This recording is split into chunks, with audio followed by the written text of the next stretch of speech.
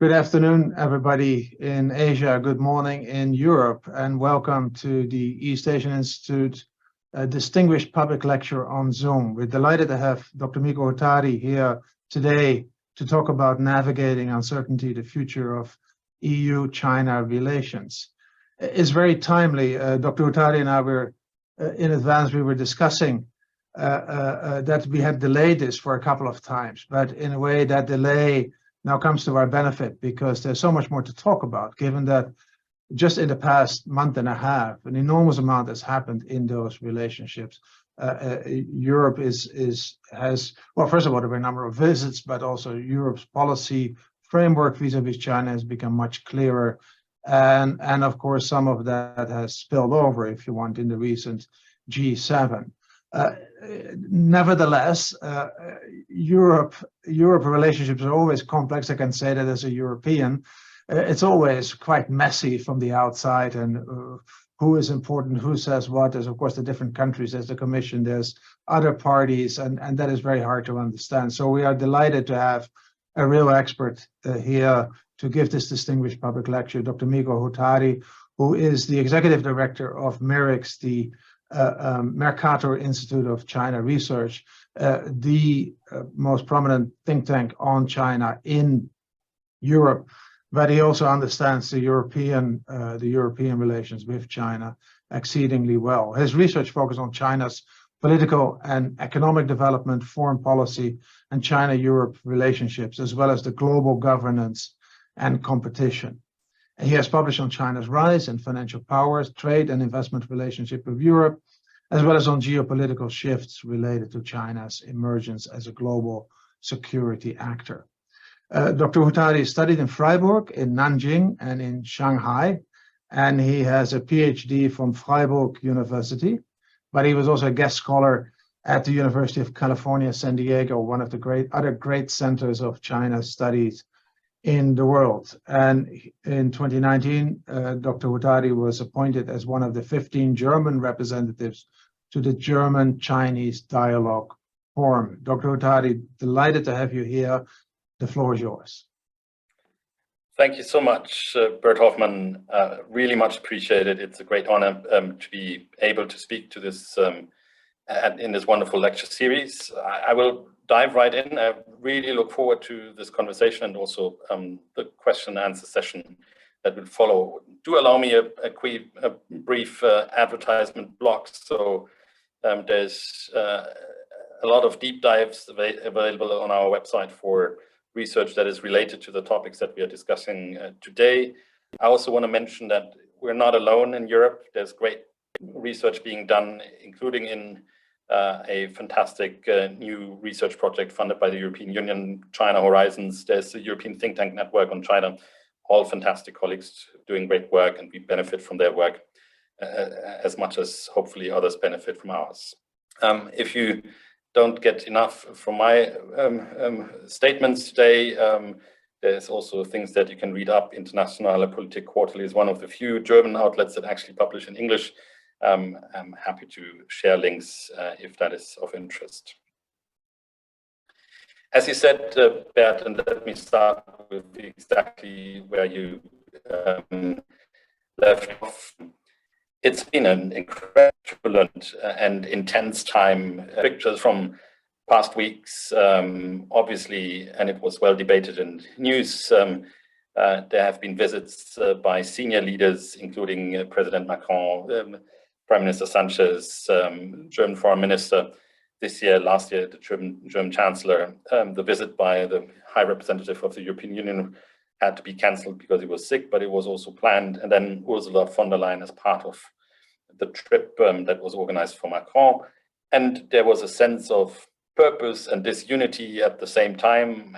There's an interest in getting back to engagement, diplomacy after China has lifted its COVID restrictions.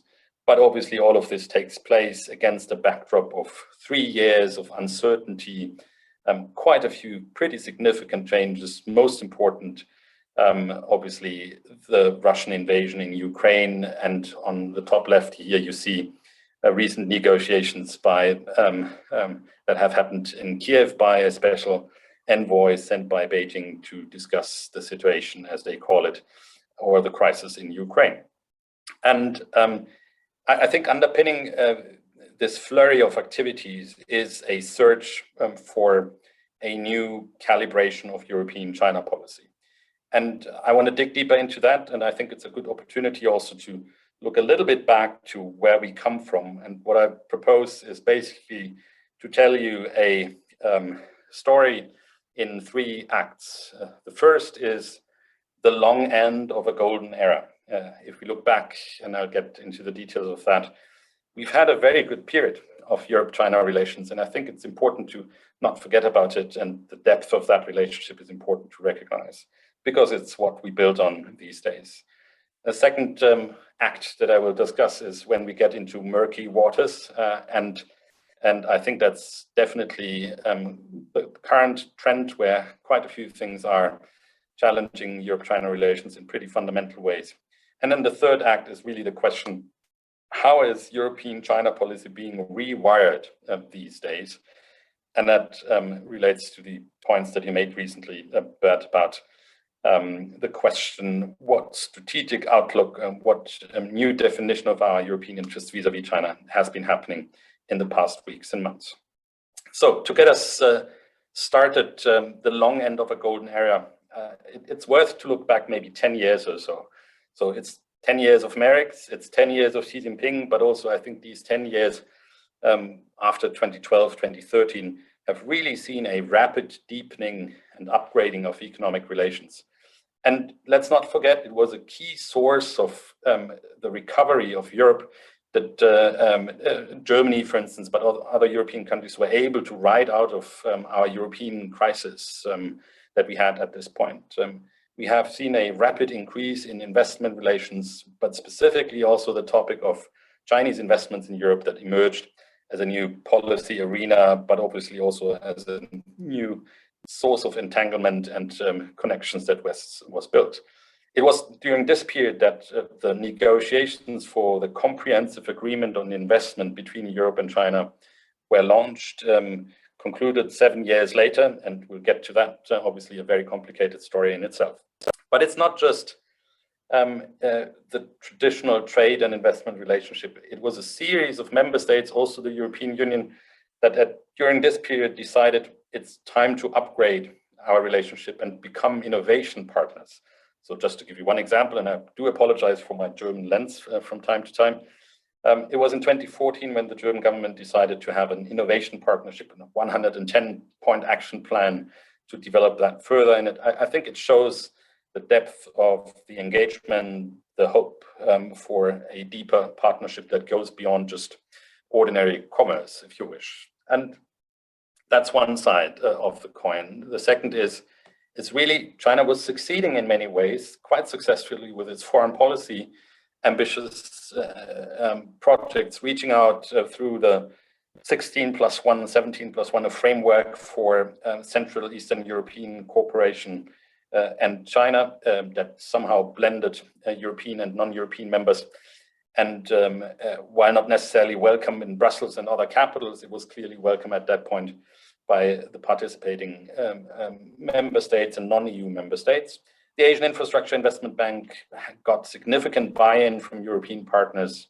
The Belt and Road Initiative was met by hopes for partnership, a connectivity platform where discussions have taken place about co-financing, looking at corridors of infrastructure investment, etc. Quite a few member states signing MOUs on that. So it was a period of successful Chinese initiatives in shaping actually EU-China relations, maybe more than Europe was shaping that relationship at this point. And let's not forget, in addition to that, there was a real sense of purpose that following on this economic and broader connectivity agenda, a political and strategic alignment could follow. So there was the strategic agenda for cooperation adopted between the EU and China. It was ended in 2020, but it's this period when probably every member state at one point has said that my country, my capital is the gateway for China to Europe. So the intensity of political strategic dialogues really increases quite significantly you have actually a race for attention and for privileged partnerships during this period. Best, I think, emblematic symbol of this long end of a golden era are the two meetings Macron, Xi, Juncker, and Merkel in Paris to discuss with China on eye level issues related to global governance. In itself, an interesting format, obviously, with the European Commission and two major capitals being represented and others not. But then also really under the leadership of the German government, the EU Council presidency in 2020, which then was under the shadow of the COVID pandemic, the 27 member states plus one format that was meant to give privileged access to all capitals with their Chinese counterpart was meant to be a big celebration, and it was meant to conclude the negotiations of the comprehensive agreement on investment. So that's the good story that can be told about this period. Clearly one of deepening engagement, of upgrading of relationships, and where I think there was a significant hope that this would turn from a purely commercial economic partnership into something much deeper. And just to give you a few figures, indications here, obviously we have an explosion of trade during this period. It started earlier. WTO obviously is the key factor here. But you see that really after 2010, exports to China have been rapidly increasing. You have a bit of a dip in 2015, 16. And just to give you an indication for all of you who are not particularly familiar with the underpinning structure here, in 2022, it's probably 45, 46% of European exports are German exports. So there's a huge concentration, obviously also in economic energy on that particular relationship. But the core story that is now increasingly also being debated here in Europe is one of growing imbalances in that relationship. We'll get to the trade picture a bit more in detail later. The FDI story is also interesting. I pointed to it earlier. And obviously, traditionally, it was one of European FDI flows to China with high peaks in 2012, for instance, at the outset of this period that I was talking about. But also, it was really this period between 2012 and 2016 where you have this explosion of Chinese investment in Europe, reaching pretty dramatic heights. And it was a period where you had a huge reversal of the balance of flows between these two entities. And that clearly led to political discussions that we'll cover a bit later, but it also meant simply the weight of this relationship was gaining so much prominence during this period that obviously there was a new divide emerging about whether that's the right way how things should move forward or not. We'll get to the picture of investments during the past years a bit later, but it's very interesting to see that we are now in a much more balanced arrangement if you look at these flows. Also, if you compare M&A and greenfield flows, Chinese investment is much more into greenfield in Europe these days, while increasingly M&As are more possible or a modality of interest for European investors. So it's quite a significant shift also in that relationship. Similar to the trade picture where I said a lot of this is about German trade, a picture arises here when you look at the share of German FDI and German automotive FDI in China. It's pretty remarkable. And you look at the blue and red lines here. German automotive investments is the majority and has been for a long time of European investments, particularly over the past 4 or 5 years. If you look at the reverse picture, also there's a clear distribution of interest. If you take the big three, that's for us here for this purpose, for the sake of simplicity, Germany, France, and the UK. And they traditionally have a very high share, roughly 60% of Chinese investment received, independent of whether total value was higher or low. But it's also important to note, I mean, despite this rapid growth of economic entanglements, interdependence, clearly economic relations with the US as an external partner for the EU as a whole, but also relations with the EU for EU partners for member states are dramatically much more important if you look at exports, FDI relations, also capital flow relations more broadly. Now, after this introduction into the end of the golden era, let's look at the Murky Waters Act 2. And I think the headline here really is, during this period, what was increasingly becoming clear that, at least from a European perspective, there was a perception that we are entering into a period where China is not converging anymore with OECD principles, standards, liberal market economy hopes, also with the complementarity vision that I think many policymakers and businesses had. And it was encapsulated, I think, in 2014 when the president of the European Chamber of Commerce at this point said it explicitly, and that was quite early, interestingly, if you look back. The golden age is over. And the key driver of that was simply that, the two-digit growth and profit rates for companies were over because of shrinking growth, but also because of increasing competition, etc. Made in China 2025 was a trigger point. The strategy raised concerns for some in Europe with regard to long-term competitiveness and also fair competition. And overall, this trend towards techno-nationalism, industrial competition, this FDI reversal that I pointed out earlier, really led to a rethinking of the European Union's approach in terms of economic policy vis-a-vis China. Europe did not grant China a market economy status. It was upgrading its TDI, trade defense instruments, and at this point shaped a new investment screening mechanism in the background, led by Germany, France, and Italy, who gave the mandate to the Commission basically to rethink the current approach. And it was during this period that the EU came up with its first, I think, real strategy on China, also not well known, but it centered on the idea of a lack of reciprocity in the tools and the requirements to change that. Now, this is the economic story. There's another story which is about non-convergence in a political sense, a hardening in China, turbulence in Hong Kong, protests, the human rights situation in Xinjiang. All of this highlighted the emerging idea of systemic competition and rivalry between these two blocks.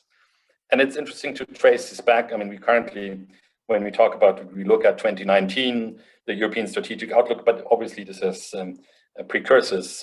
Actually, I do recall meetings in the German Federal Foreign Office in 2016 with that distinction between partner, competitor, rival. At MERICS, we had a study that talked about partner, competitor, and adversary. The Federation of German Industry, BDI, was sometimes seen also as a precursor. It's actually only talking about the competition of economic systems and not about political systems at this point. But what's even more important is then obviously the document Strategic Outlook in 2019, where the systemic rivalry was framed as China promoting models, alternative models of governance. It is during this period, 2019-20, that quite a few smaller member states have also developed their new China strategies. Interesting, Germany, France are a bit late in this game. Obviously, they thought they have everything in place. But Sweden, Netherlands, Austria were coming up with new strategies. Italy, in a complicated period, was really also reshaping its China policy in quite fundamental ways, maybe in a different direction than others. But it's this period where a new strategic thinking about China really started.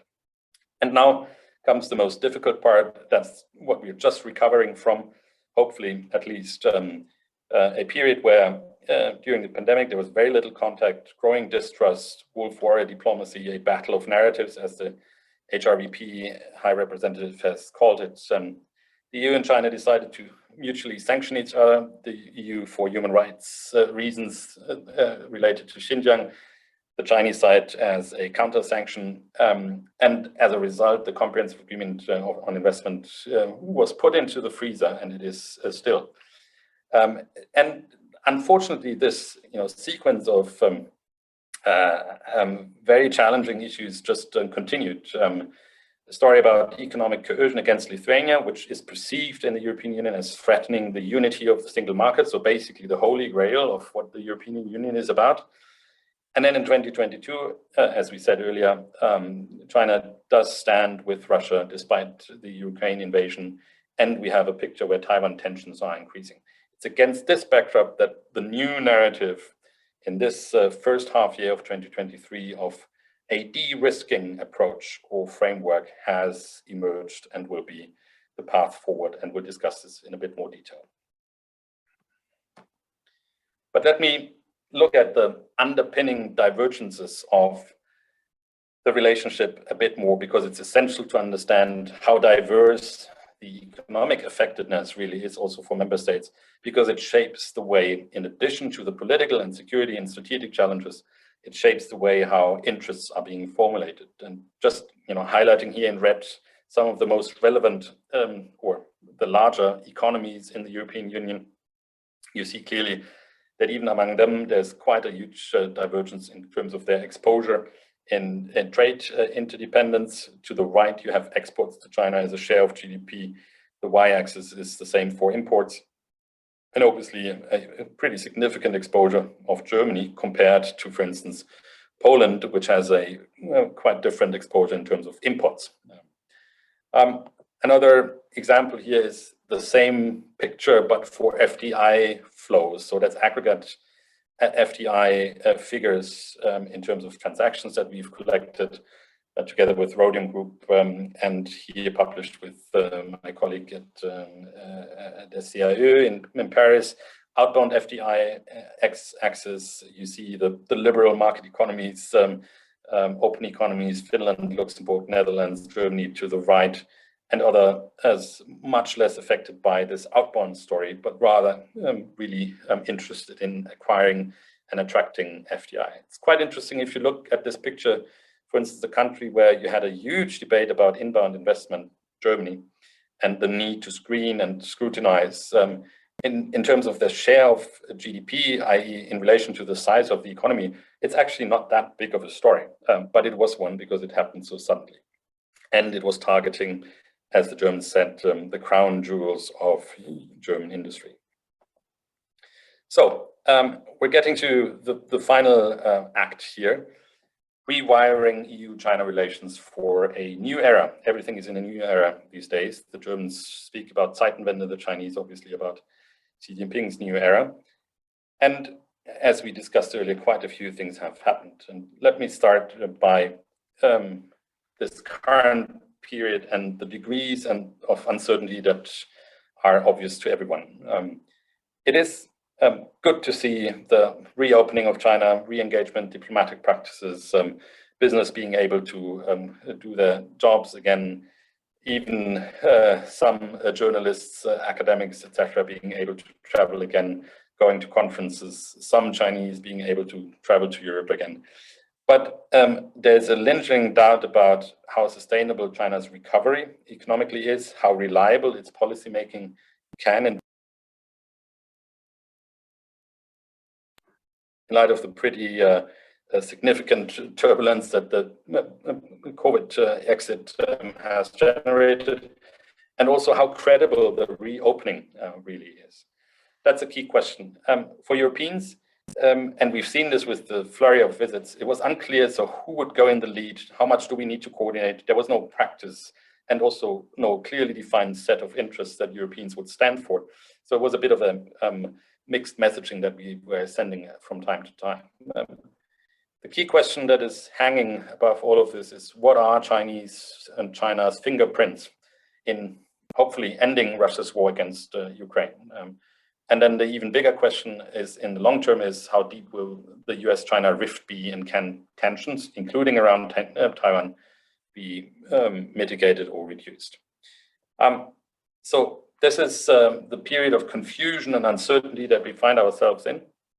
And luckily, I should say, I think it was not just diplomatic traveling, but someone in the European Commission sat down and decided that we need a new corridor. So in this debate about China being a partner, a competitor and rival, it was clear that things have changed. It is publicly communicated. The Chancellor, the European Parliament, the French President, others are saying it very loudly and clearly. The balance of these three aspects has changed. There's more rivalry these days, and there are more risks. And that's why the new language about de-risking has become so prominent. First, I think pronounced by Macron, Scholz has used the term, and von der Leyen has made it popular in her recent speech, end of March, and discussing this in a bit more detail now.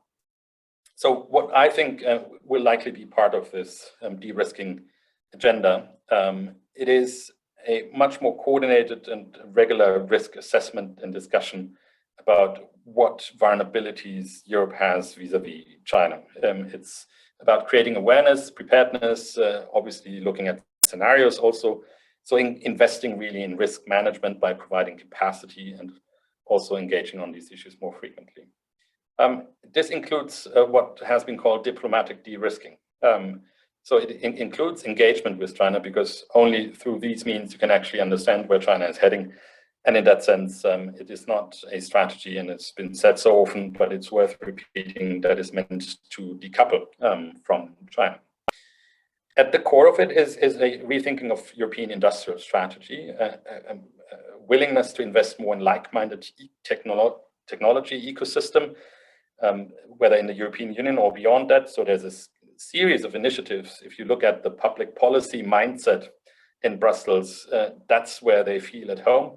It is the international projects of common European interests. It is the CHIPS Act, the Net Zero Industry Act, or the Critical Raw Materials Act. These are the types of things where a positive and engagement answer from European Union is underpinning this de-risking strategy, because it's about European capacity, sovereignty, capacity to act and deal with vulnerabilities in a turbulent environment. But specific to China, it's clear that quite a few things will be rekindled, and that includes the European toolbox that consists at this point of quite a few things already: investment screening, export controls, due diligence for supply chains. But now there's an attempt to consolidate this into an economic security strategy, and new tools that have been just announced or are in the making. The CBAM tool to look at green trade and carbon emissions, the anti-coercion instrument. But at the heart of the current debate is most likely the outbound investment screening question. To what extent should not just inbound investment screening take place, but also certain technology intensive dual use risk likely investments being screened on a European or national level. I think all of this is accompanied by a more offensive trade strategy that should underpin the idea of diversification also as a part of the risk management strategy. Now, all of this sounds nice. In June, we'll have a new economic security strategy. It's great to see that European leaders seem to be roughly aligned on this idea of de-risking being the path forward. On core issues, it is already quite obvious that you still have divergences, obviously, how exactly to implement this path forward. But with the escalation of this, as you mentioned earlier, about to the G7 level, also other like-minded partners buying into that language, I think it reinforces the narrative, and it reinforces the idea and the urgency behind it. What we should not underestimate, and I'll get to this final point here on this slide before heading into a few charts. There are obviously new cleavages inside the European Union that have emerged. So the previous story about, and it was largely told in Paris and Berlin, and not always rightly so, about the periphery, specifically in the eastern part of Europe, being the weakest link in thinking about China's strategy and being amenable to Chinese influence, clearly is not the one that holds. On the contrary, we see quite a lot of strong transatlantic alignment between these partners, obviously in light of the Russian invasion in Ukraine. So I think some of the previously assumed truth points about where sources of strength lie in the European Union on China policy have probably been reversed. I can also say from the German experience, where you know that Germany is developing its China strategy, but it has been doing so for more than a year now. There's huge domestic contestation about the right way forward. And that's maybe something that Asian colleagues have experienced much longer than we, but China really today is a domestic policy issue. It is a source of friction between parties, between leaders. It's debated in public media. All of this is to some extent a new development and something that we still have to learn. It's also a question to what extent this G7 alignment, or more broadly the alignment with like-minded and other partners on these issues, can and will hold. Obviously, the elections in Washington in 2024 are a core issue, but also there's lots of things that can happen before. So in that sense, this is a risky bet that de-risking will be a shared aligned agenda moving forward. The key critical factor that will define, I think, the success or the shape of this new strategy is really China's response and behavior. In many ways, there's a risk that there's a spiral dynamic of measures that are meant to manage legitimate risks that have to do with national security, dual use purposes, etc., but that it increases the level of distrust that is already very strongly available as a resource, and that there's an additional spillover from growing security challenges. It is clearly the case that there's not just an economic debate these days about China and Europe, which was clearly the case in the past, but there's a recognition that China today poses security challenges also to the European Union, indirectly or even directly. And finally, this debate about systemic rivalry, one where Europeans would always argue, look at what China is saying and writing. Xi Jinping and others have said explicitly that there's a systemic competition dimension to how they see the world. So Europeans would think this is something that is coming to us and it's not something that we are seeking. But obviously these elements, domestic issues in particular, could derail a carefully calibrated de-risking agenda. And I want to spend the final minutes and before we can conclude this first part to discuss a few points and maybe to give you one concrete example where I see that this de-risking agenda might be hard to maintain or even more important because of exactly that issue. We will probably see a reversal of fortunes at the core of what has shaped the European-China relationship in the past decades, really. And we've seen elements of that playing out in the digital sector with 5G technology being so prominently exported from China to Europe and other parts of the world that this has become a national security and contested issue. We see it in the automotive industry, and that's the example that I want to look at in a bit more detail because I think really it's fascinating and quite challenging to deal with that and look at the pace of developments in that space. It's really at the heart of the European-China relationship. And then the green technology space, the green transformation and dependencies that are related to that are clearly also an issue that will play an important role in shaping that de-risking agenda. And on this issue of assessing dependencies, I think we're, as economists or as policy analysts, we're really at the start of a sophisticated debate about this. So it's not that the European Union and all member states have already done their homework and know exactly how to move forward, maybe with the exception of the critical raw materials story.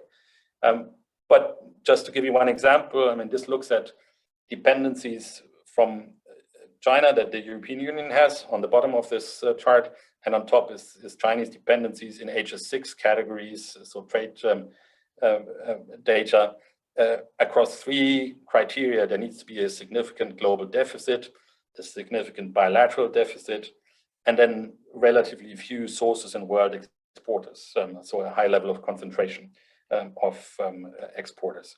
And you can play around with these criteria quite a lot, and different results will emerge from that. It doesn't give you a clear, immediate picture of strategic vulnerabilities, which really need to be at the core of the debate about de-risking on the import side. The de-risking on the export side or the innovation entanglement is clearly a different story. So if you look at critical dependencies, rare earth, some pharma, chemical, electronic sector are issues that have been debated quite intensely in the European Union, depending on different criteria. And I think really there's a lot of homework that still needs to be done needs to happen on a national level on a regular basis and then be consolidated on the European level as much as possible. One of the most contested spaces, and that's where the outbound investment screening story comes in, is to what extent do we consider corporate exposure to China to be a particular interesting problem to be solved? Obviously, most corporates would say, leave us alone, that's our business. As long as we don't do illegal or dual use things that are challenging, we'll deal with the risks. And I think that's a widespread assumption still in large parts of the policymaking sphere in Europe. But it's interesting to see that obviously there's something to learn mutually from the divergent risk assessments that take place in the different sectors. We did a study with Bertelsmann, the Institute for Wirtschaft, BDI, just a few weeks ago to dig deeper into the corporate exposure and what type of home market benefits German companies actually generate for the national economy in Germany. And just by experience from my colleagues, it is extremely difficult to get a transparent picture about these issues, which is just the nature of globalization these days. But clearly also there's an interest, I think, not just from academics, from policymakers, to have a clearer picture, more transparency about exposure, when and if it generates broader risks for societies and policymaking. Obviously, there's a huge lesson to be learned from European exposure to Russia and the energy dependence that has become an issue over the past years. Now, we discussed the critical factors, and I want to dig a bit deeper into one issue, as I said, the EV supply chain. And it's well known that China dominates here, looking at different parts, the refining, the production of raw materials, but much beyond that. And this is an issue, and I'll share a few complementary slides here with you. If you look at the way how Chinese producers dominate China's EV market and the implications of that for the European-China relationship, I think we're looking really at a new era and new territory for us to manage. It is quite to be expected that we're entering territory of trade barriers that will be erected in this space, possibly, if the development continues as it does at the moment. So the old golden goose of European OEMs in China, with the rise of Chinese passenger EV mobility, is really changing. So the market share of OEMs in blue here in China is decreasing quite significantly. And specifically, German car makers are lacking behind in China's EV sector. If you look at here, the market share in China's passenger vehicle and EV market in percentage share, it's quite significant where Europe stands on the NEV story here. And then you look at the reversal. So it's not just what Europeans are doing in China, but the significant and dramatic increase of China's global battery investment is really mind-blowing. And Europe is a key part of that story. Battery investments in the European Union from China, CATL in particular, are really ramping up. And it's a reversal, as I said, of fortunes that I think will reshape the European-China relationship quite a lot, in addition to the security and strategic consideration that come on top of it. So in a way, made in China EVs will turn Sino-EU trade, not just automotive trade, but trade really on its head. And that's a development, again, as I said, it goes to the fundamentals of that relationship. So in addition to Russia, to Huawei, to Taiwan, there's a story about automotives and automobiles to be told here. Finally, this is obviously a chart that has been seen quite often. It's not just a story about competition in the Chinese market, about competition in the European market, but a story about competition in the global market. And there's a huge concern that market distortions, fair competition principles, and the way how China uses integrated vertical industrial value chains and controls them creates a competitive environment globally that will create challenges, not just for the green digital transition, but also for manufacturing, machinery, etc.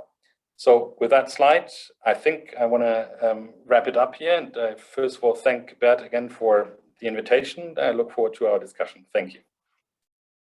Well, thank you very much, Mikko. I admire your depth and yet relative brevity in presenting a very complex story, and in 3 acts. Of course, I had to think about the traditional acts of a Greek tragedy, and that has 4 acts. So I'm very happy that you stop at 3, so that it doesn't necessarily have to become a Greek tragedy. I'm sorry I could not chat with people online, but you can use the Q&A button to pose your questions, and I will relay them to Mikko as they come in. But let me start with first one of my own questions, and it's a naughty one. Because what it sounds like is that after Made in China 2025 was really the turning point in many ways. And the conclusion of Europe after that, and in light of what has happened, was we don't like what China's doing, so we're going to do more like China. And it seems that the defenses that the European Union is putting up, the de-risking, has very large similarities with China's policy of dual circulation, of the national security elements in more and more parts of the economy. And so each party is sort of locally optimizing. But globally optimizing would be get changes in WTO, which has, of course, been made ineffectual by the great defender of the rule-based order, the United States. But so aren't we forgetting the bigger picture? Are we locally optimizing and putting defenses up that by themselves may all be rational, but in the end you're going to end up, even though you call it de-risking rather than decoupling, but it's going to end up like a divided world, a fractured world?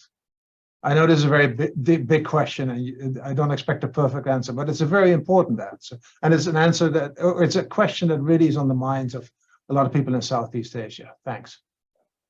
Thank you, Bert, and you know that probably deserves 3 or 4 answers. But let's first start maybe with the observation it has been tried. So the European Union has for a very long time, and I would say longer than the United States, really tried to stick to principles of open market economies. You know, there was a somewhat childish but interesting debate in the European Union about, you know, do we talk about strategic autonomy or open strategic autonomy? So that's DG Trade coming in and saying, look, I mean, we're in the business of globalization, so you can't do strategic autonomy, you need to be open. So all of that, I think, is symbolic of the attempts to maintain this openness and the principles as much as possible. Europeans have invested a lot of energy in trying to get China on board for WTO reforms. It has not led anywhere, unfortunately. So it's not that things have not been tried. And I think the last gasp of that attempt really was the Comprehensive Agreement on Investment, because it was an attempt to get to negotiated solutions with China. And the key question is whether that's over. And I think at this point, we don't know. That's why other attempts are emerging, and that takes place obviously in a global context that was shaped by the COVID pandemic and geopolitics much more than anything else.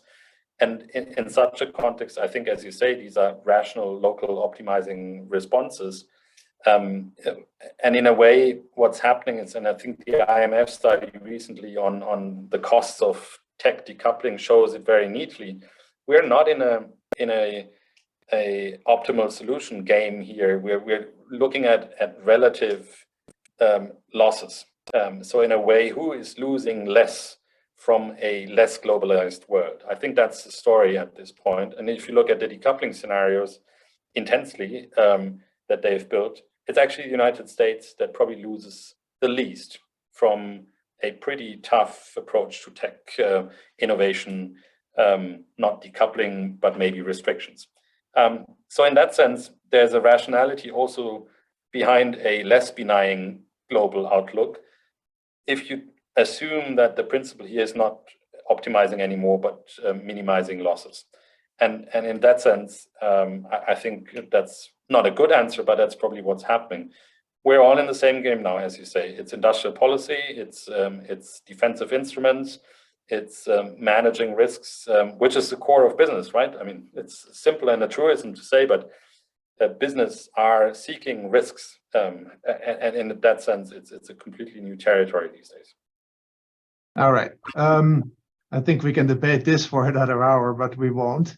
We go to a question of Dr. Chen Gang, and I do encourage everybody to submit their questions through the Q&A. Dr. Chen Gang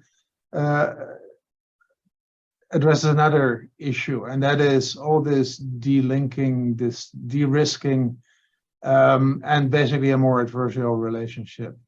Is that going to damage the other objectives that we have around the world, particularly on climate change, but on international financial stability, on debt, on lots of global issues, anti-terrorism, even dealing with Russia, if you want, which I see in the end as a global issue, but where China is now choosing, in light of what else is happening around the world, at least in my view, are we working at cross purpose, and are we going to get lots of collateral damage in this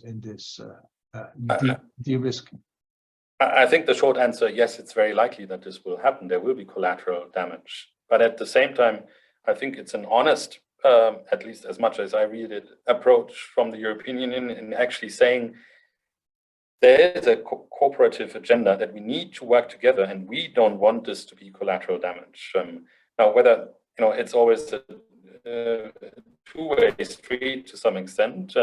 So the issue of global financial stability, debt sustainability, working on development issues, climate issues, in principle, I think counterterrorism, even mediation or conflict resolution, etc. All of these issues, I think, in principle, the European Union would be on board to invest more if they get the signal from the Chinese side that this is actually working and making progress. I think there's a certain promise fatigue, as European business has framed it for a long time, also in the diplomatic sphere, that things have been going on, and the question is how much longer will it take. But at this point, I think we're all in engagement in trying to seek again and find ways to mediate these spillover effects. What we probably cannot avoid is that issues that are hard to disentangle, and that's specifically in the digital and the green transformation. So the green tech space is already today one that is poisoned. So with the IRA, battery production will need to be China-free eventually. What does this do to European investors and Chinese actors? I mean, this is front and center in the current debate, and hopefully there will be gray zone solutions. Because at the end of the day, we cannot afford a world where I think energy storage is something that is compartmentalized across the globe, and when we need global solutions. Now, unfortunately, I think we are entering into a world similar to the digital story with 5G, where this compartmentalization will create a lot of efficiency losses and not the right solutions. But then we'll have to do it faster in 3 different parts of the world. I think that's part of the response, hopefully. I'd like to relay a comment from Torsten Jelinek, which is more a comment on my question rather than a comment on your talk, but it's nevertheless interesting. He said basically, arguably, it's not that the West imitates China, but that China imitated the West, what they did before China's rise, i.e. throughout the 20th century, which is determined by state-owned or regulated monopolies and other examples. And of course, if you go to the time before the Second World War, lots of industrial policy, a lot of failed ones as well. But that's a remark. I would like to move to a different topic, equally difficult, but you haven't touched upon it a lot. And Dr. Chi-Dong Tao and Roland van der Brink both raised the issue of Taiwan. And to what extent does Taiwan play a role in European deliberations? Is that as prominent an issue as, say, in the US discussion? Is it less of an issue? Has it become more of an issue since Russia's invasion of Ukraine? What is the European thinking there, and what is their thinking also going forward on I wouldn't say a solution, but how does Taiwan play out in the next, say, decade? Well, hopefully it plays out. I touched upon it very briefly, but indeed it deserves more attention because it is a very prominent issue on European policymakers' desks across capitals and in Brussels. And this is, by the way, it was the case already before Russia's invasion in Ukraine. So it was certainly catalyzed by this in terms of attention that it gets. But in itself, for instance, the German Coalition Treaty had completely new language in 2022 on the relevance of this topic and the need to invest in Taiwan relations below the threshold of changing Germany's one China policy. So I think independent of that, there's a new level of attention. There's more visits by European policymakers, parliamentarians, ministers, and that is going to continue. There's an element clearly of attention, obviously, because of global developments, including visits by Nancy Pelosi, etc. I mean, that brings things to everyone's mind. But I would not just put the blame there on these types of events. I think it's a structural trend, but it was accelerated by these developments. Not to underestimate, I think, is also the importance of Asian partners in this. So there's a lot of learning and listening that takes place among European stakeholders, for instance, in their relationship with Japanese partners. And they obviously listen very closely to the concerns that Japan has, because it would be part of their conflict in much more concrete ways than maybe the Europeans would anticipate. So yes, there's a sophisticated, increasingly debate. Scenarios are being played out in all headquarters of companies.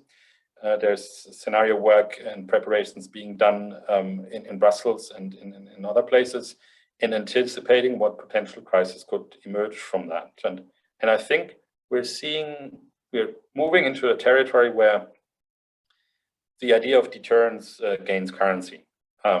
Deterrence in the sense that we Europeans have a role to play in maintaining the status quo, right? It's not deterrence in the sense of, we need to contain China in whatever it wants to do, but rather, I think, and that's G7 language, China doesn't like it, but it's pretty straightforward. We don't want this status quo to be changed. And it is something where also credibly Europeans can say a change in that relationship would be a massive global tragedy with dramatic consequences that would affect Europeans as well as everyone else on the globe. And the message increasingly, it has happened over the past week, risen up the agenda, is Europe will have to act if China uses force. And that's a message, obviously, that is difficult to digest for Beijing. And it's one that will be increasingly heard, and I think adds an additional layer of complexity to all of this. Well, I mean, acting can be in an economic sense or in a military sense. I think one of the things that China is really nervous about is, having rep offices of the North Atlantic Treaty Organization, in Tokyo. But that's an underside. I won't push you further on the military aspect because neither you nor I are experts in this. But let's go back to the de-risking. And Jonathan Witzel of McKinsey has a question here. And he basically asks, well, so what does this really mean to have a China-free supply chain, and how free should it be? And for instance, in raw materials or in manufacturing and equity investment, what is currently being debated? I know this is in debate. This is not yet a set of issues, but what are the elements of the debate in Europe more specifically? It really has quite different dimensions, but it's being packaged as de-risking, or in future most likely economic security as the broader frameworks behind it.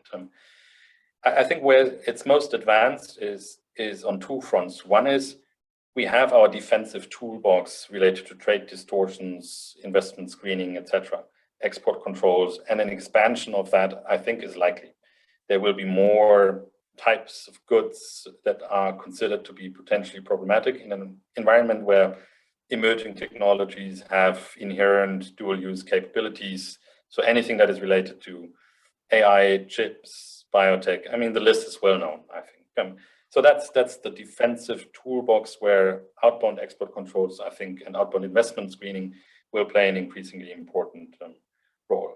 That's what type of technology leakage happens into China. The second dimension really is a dependency that can create disruption for the functioning of European economies and for the core transformation that we are all facing, which is the green transformation. And on that, I think the Critical Raw Materials Act is front and center, and they're quite advanced in assessing vulnerabilities and looking at, where do we get our core ingredients for core production manufacturing from. And then the process is, in my understanding, still not settled how exactly the European Commission will propose to have this implemented, but there will be a list of very limited raw materials where there's an empirically documented dependency that is above a certain threshold. And if that is the case, companies are required to look at their own dependencies and report to their national authorities either annually or commit to a certain goal that by, I don't know, in the next 5-10 years, we will have reduced this dependency from X to Y. That is the way how it is most likely going to work out. I think there's different modalities, either annual reporting or a target that is set and gives you a bit more leeway. And it's not going to be China free, to be clear, right? For all of these dependencies, it possibly is a reduction from 98% to 88% in the next 5 years, right? It's not necessarily a dramatic change, but it's an incentive, or let's say a bit more restrictive system to look at these dependencies more carefully. All right, let's hope for a very fine-tuned de-risking. Moving on to another topic, both Xu Zhetao and Dr. Yu Hong are raising the issue of the comprehensive agreement of investment, something from the past maybe, but does it have a future? That's hard to say, but it's been considered to be in the freezer, as I said. I think others have framed it as a zombie that is now being revitalized. I think the Chinese side underestimates the political complications of now moving forward with this, because a lot has changed in the relationship. It was very contested at that point already. Then the human rights question is not resolved. So it is inconceivable that the current European Parliament would, under the sanctions regime, consider even looking at this issue again. But there's now a broader debate, and that's how the European Commission President has framed it. Situation has changed, circumstances have changed, so we need to reevaluate the agreement. And I think that's a fair point, because in some ways, one key issue, for instance, has not been resolved. We don't have a political agreement on a cooperation agenda between the EU and China, which tells you something about the state of affairs, right? It's hard to then simply continue and say, look, well, business as usual is fine, let's just conclude this agreement.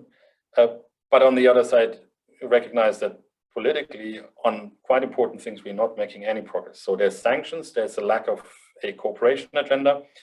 And then there's also the question of the value of this agreement and the risks that this agreement might even create under new circumstances. So when we are discussing de-risking and the challenges of being pulled into a localization swirl in China, where conditions for market access might still be given, but behind the border, the competitive situation is actually becoming tougher under the self-reliance ambitions of the Chinese government. Some argue that why should we then even support with this contractual agreement and negotiated framework that we are pushing European companies or facilitating their entry into the Chinese market?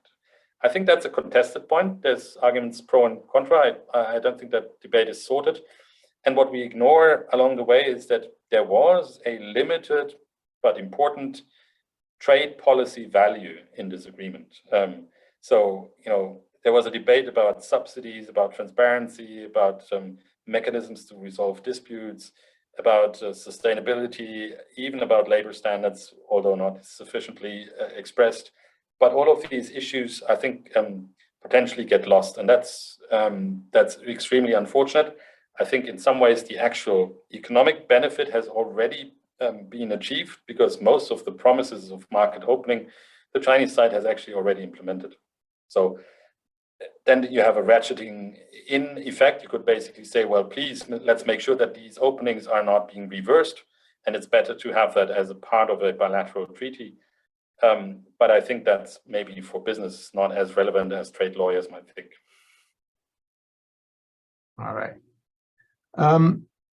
There's a question from Lester Ross regarding the European perception on how China perceives Europe. Now, that's a double box question, but it's an interesting one because China's policies towards Europe, they often seem to reflect a bit of a disregard for European sensitivities in Lester's view. Would you agree that that is the assessment of most European capitals, i.e., and China sometimes lays it on that Europe is the lackey of the United States and they should have strategic autonomy and they should really work on that because you're so dependent on the US. Is that something that irks Europe, or is it something that, what are the opinions on Europe of sort of how China perceives Europe? Well, honestly, I think there's a lot of confusion about that. Because sometimes you get a view that, you know, the Chinese really understand us, they have a full-fledged insight into how our system works, and they're much better at playing us, and, you know, they're playing divide and rule, they know exactly who shapes the debates, etc. And then others argue they have no clue about how the European system works. And so in a way, already on these fundamentals, I think we don't, or at least there's no consensus on what the true answer is, which is quite remarkable. In any way, there's a lot of blunders on the Chinese side in terms of dealing with Europe. I think that's a factual statement. And it is still remarkable how little China would need to change to actually get Europeans on board with a lot of things that they are proposing. And it's just the clumsiness of that sometimes, and maybe the lack of transparency and distrust that has increased. But to maybe the fundamental core of your question, I think we are, as Europeans, in general, on average, annoyed by the fact that the Chinese see us as a part of a broader picture where eventually what really matters is whether we side with the United States or not. And that's the filter for everything and every conversation that senior leaders have who really personally get annoyed by this is about, you know, why don't you get finally your act together and become less dependent on the United States? And then there's also, I mean, this was the reason why the HRVP last year in April called the last EU-China summit a dialogue of the deaf, because there was a huge disregard for the European clearly expressed interest and principled point that you need to recognize that Russia's invasion in Ukraine is a massive problem, not just for us, but for our relationship. And at that point, the Chinese side completely blocked and said, look, it's your business. It's not our war. Do whatever you want. And this type of disregard, I think, is extremely damaging because, yeah, it's also not the way how I think Beijing would want to be treated on core issues of core interests. Now, there seems to be a convergence, I mean, witness the latest G7 on this de-risking strategy and more convergence of US and European policies toward China. It's Chi Dong-Tao again who asked this question. Would you agree with that? Is there a convergence? Are they more aligned, or are the interests between the US and Europe in this, for instance, in this field of industrial policy, are they so different that there will be lots of infighting between the two partners? There will be lots of infighting, and there is, and it's, you know, hugely controversial, the IRA, specifically over the past weeks and months, for good reasons and bad reasons. But the fact that the US and Europe will continue to compete fundamentally on core issues, I think is quite clear. And, you know, everyone obviously is also imagining a world where a different president is back in power, and that might change the trajectory of things quite rapidly again. I see a lot of overlap, and remarkably so, really, between, for instance, Japan and Germany, or Japan and Europe more broadly. Now, Japan is dramatically more exposed to China, both in terms of trade and investment, but still, I think there's an alignment in terms of also the corporate types of corporate exposure, manufacturing, automotive, etc., which creates similarities that are not necessarily always the case with the United States.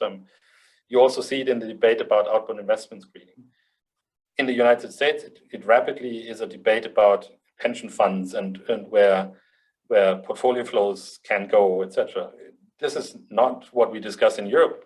There, the question is, should Volkswagen invest in the future of autonomous driving together with Huawei in building that infrastructure in China? So, and the risks that might be associated with that. So we're having quite different debates using the same terms. So that is not necessarily a full-fledged overlap of interests and practices. But I do see, I think, a baseline of recognition of challenges related to economic security defined broadly, fair trade practices, reciprocity, and the lack of convergence more broadly between these economic systems.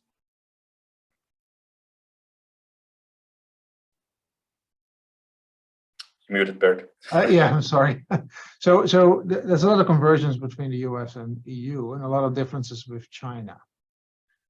How, in your assessment, how do you see this evolve? What is going to be Act 4? How are we going to go back to something that is reasonably workable, or are we in the end spiraling towards a much more decoupled world? And also, I would like to hear your assessment of sort of what is the political assessment? You've given a lot of economic data, and sure, it will be it will hurt Mercedes and Volkswagen and Dutch investments. That's all tax haven based. The Dutch FDI is not Dutch FDI in China, but so that's the economics, and sure, that's important. But we've learned also, I mean, Europeans have learned from Russia's invasion of Ukraine that economics is not everything. So where do you see this land, given the political factors, given the economic factors, and given sort of the current interaction with China that is still not, I mean, there's no real dialogue, there's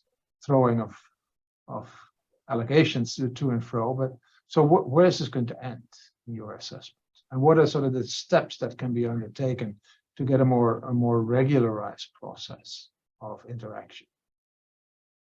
Well, first of all, honest answer is I don't know, obviously. But second attempt that I would make is we have a series of at least 3 big tests on the desk for that relationship. And the first is Russia's war in Ukraine and how it ends and what the role of China will be in all of this. This can go terribly wrong. And I think it would have pretty significant dramatic consequences for the relationship if there was a sense that China intervenes more on the side of Russia as it does already. So that's critical. I think it's been stated, China knows, that's the first test. And I think we all hope that the line can be maintained. And I think there's a fair discussion in Europe happening about China not being well placed to be a mediator, but clearly China necessarily being part of that conflict constellation with its close relationship to Russia's Putin and Putin's Russia. And in that sense, being an actor in this, whether to prevent Putin from acting in dangerous ways, or also as part of a settlement of that crisis at a certain point, whatever it looks like. So maybe important also for the Chinese side to really take this seriously. In Europe, there's a willingness to accept that China can play a role in this, but it's obviously hard to get there. Second test is Taiwan. And as I said, it consumes a lot of attention. It's part of the de-risking motivation. And every signal that happens in the next months and years that would point to a direction where this becomes not just a gray zone conflict that it is already today, but one that is even more complicated. And we have enough occasions lying ahead, including the elections in 2024 in April, but also US elections, etc., where things can spiral a bit out of control. All of that would be a reason for the European Union to, I think, double down on that de-risking agenda. and third, and probably underestimated by the Chinese side, and all of this takes place in the context of US-China contestation, is the extent to which China hardens and locks down and does not reopen and continues on its path of party-state guided economic management, etc. So really looking at the internal dynamics of China makes a huge difference, because that's the source of distrust at this point, because it makes it hard for us to read intentions. It makes it hard for us to get back to a sense of predictability and certainty, which was at the core, I think, of the belief that this will be a positive story. And this has been shattered over the past years. So I think these are three tests, all of them without very clear indicators, I admit, where this will go. But let me go back to the broader context. I think we have to assume that US-China relations will deteriorate further, whether you like it or not. And this period of stabilization and guardrails, etc., is extremely important, and I think everyone hopes that it continues. But both seem to be locked in domestically in perspectives, I think, that are hard to reconcile. Every Chinese that I talk to basically says the problem with the United States cannot be solved anymore. And I think in Congress you would probably hear similar voices. And that, I think, will make life for Europeans not easier and will probably create more challenges for the Europe-China relationship moving forward. Okay. I am always hopeful about the United States because they always do the right thing after trying everything else, as Churchill famously said. But I want to end with a question about well, something really profound, and it's hard to answer. But Vivian Clare asked, so how do European leaders really feel about China? And the US seems, if you look at Congress, it's well, very interesting to see how anti-China there is. It spills over on the streets. You have anti-China, anti-Asian actions of people that feel that they are patriots or something. I mean, quite an awful situation if you look at it from Southeast Asia. But how is the atmosphere in Europe? And is it all black, or is there hope? Can you just give in a few words sort of how do European leaders really feel about China at this point? Look, I'm happy to try to put myself into their shoes, and there's obviously a diversity of European leaders, and that's important to recognize, really, because this is a huge spectrum, starting from someone like Viktor Orban to maybe a leader of Lithuania. You would get a completely different response here. So in that sense, there's also no average between these positions that I could talk about. So in a way, let me talk about the places that I know best, and that's probably Berlin and Brussels. I think relations have also on a personal level have suffered significantly. That's very clear. 3 years of very limited contact, misunderstandings, mutual sanctioning. I mean, there's a lot of baggage that needs to be removed, and the levels of distrust are just very high at this point. But I think it's important maybe also for the Chinese side to recognize there's still a high degree of respect for achievements that leaders have achieved in the Chinese system. There's specifically in business circle a fascination and a drive really to work with an extremely agile, dynamic society and in the business environment whenever it's unleashed that can create fantastic things. And I think a little bit of that also spills over to policymaking circles. And I think apart from respect and curiosity and interest in being part of that dynamic, what's also clear is that what the Chinese really care about is everyone has accepted China's global arrival. At least that's the way how I read European leaders. There's no debate about holding China back, but rather trying to shape the ways how China expands its global influence. That, yes, very clearly, but there's an acceptance, I think, at least that's how I read it, of China necessarily playing a bigger role and giving room and space to the extent that we will not be damaged along the way. And I think that's the challenge here that we have to navigate.